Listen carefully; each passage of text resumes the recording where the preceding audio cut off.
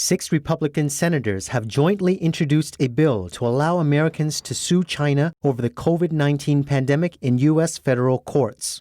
In a July 20th press release, McSally stated Americans who have been victimized by the lies and deceit of the Chinese Communist Party deserve the opportunity to hold China accountable and to demand just compensation. McSally added that the bill would provide Americans with the legal tools necessary to sue the Chinese government in federal court for creating and worsening the COVID-19 pandemic.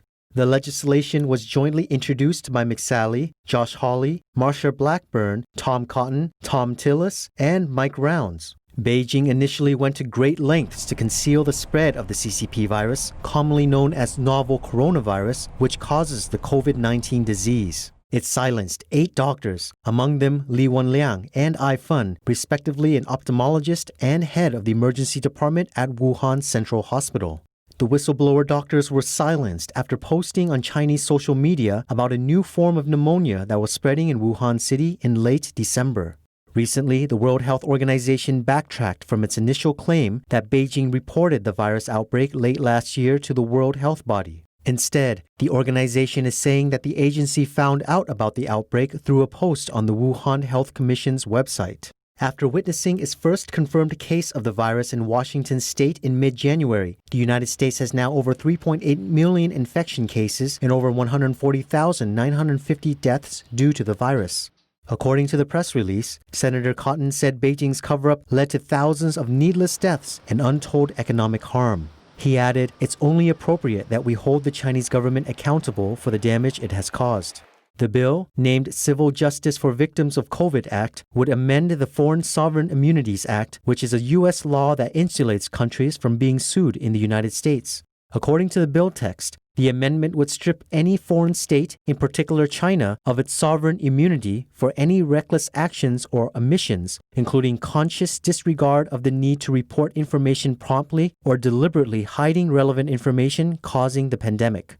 Meanwhile, any citizens or residents of the United States who have been hurt by such actions or omissions may sue the foreign state in any appropriate U.S. district court.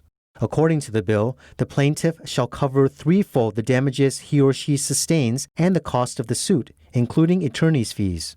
The U.S. courts would have the power to issue any writ or order of injunction against foreign states, such as freezing any assets of the Chinese regime.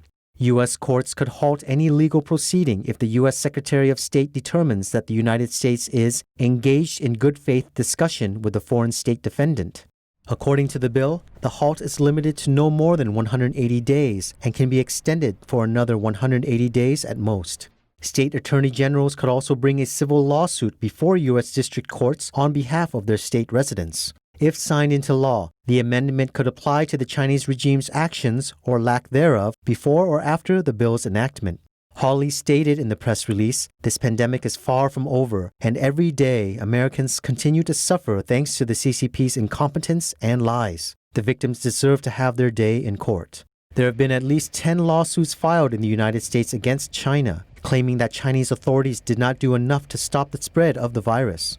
8 of them are class action lawsuits, while the other 2 were filed by the Attorney Generals of Missouri and Mississippi. In May, Robert Boone, an attorney in Los Angeles, told the Associated Press that these lawsuits faced an uphill battle in order to meet certain exceptions under the Foreign Immunities Law. According to the press release, the Civil Justice for Victims of COVID Act has incorporated elements from previously standalone bills introduced by McSally and Blackburn, Hawley, and Cotton.